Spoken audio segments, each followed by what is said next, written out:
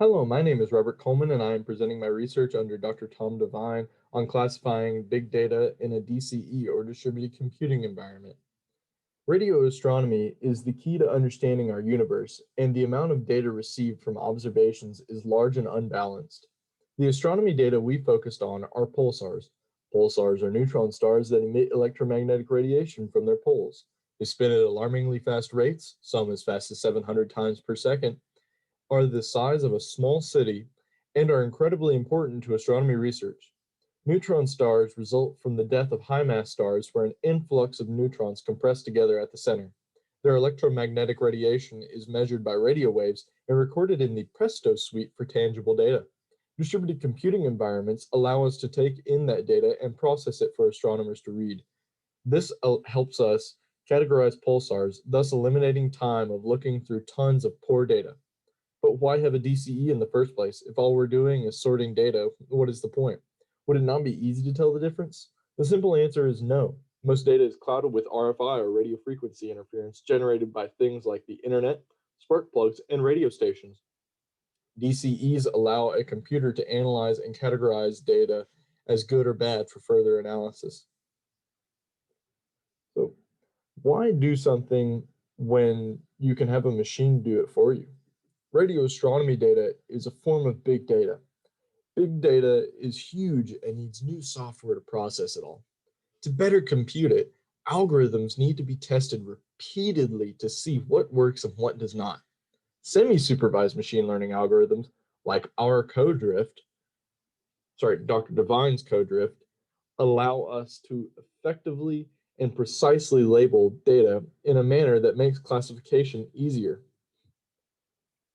In the methodology, Apache Spark and Scala were set up on a Windows subsystem for Linux kernel to connect the nodes or computers together.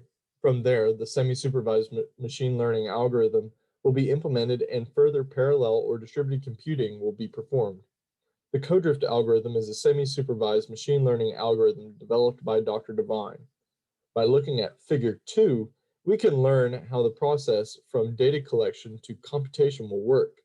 Radio waves emitted by interstellar objects are picked up by our radio telescopes, where the data is then interpreted into PRESTO and plotted. Our research takes the single pulse files and, rather than plot them, categorizes them and then proceeds to classify it. This is how codrift will be tested. Once tested on a known set of data, testing on additional radio pulsar sets will be conducted. This will show us if codrift can be implemented outside of a singular data set. These results should show us that we can confirm the products from semi-supervised distributed machine learning algorithms to match our original data sets. It will reduce the amount of time that was previously used to classify pulsars through manual input. We anticipate codrift to become more precise after rounds of testing to show that the algorithm is improving. Thus, the semi-supervised machine learning algorithms will improve our classification precision of pulsars and yield categorized results for astronomers to research. In our future work, we plan to further improve codrift by testing it to enhance our knowledge of the codrift algorithm and our pulsar classification. And then we plan to generalize codrift for applications outside of astronomical classification. This will increase its overall utilization.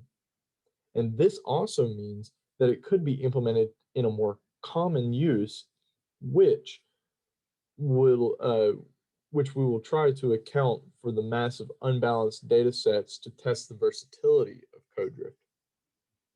Thank you for attending my presentation. I hope you learned something new today. And if there are any questions, I would be happy to answer them to the best of my ability. Have a great day.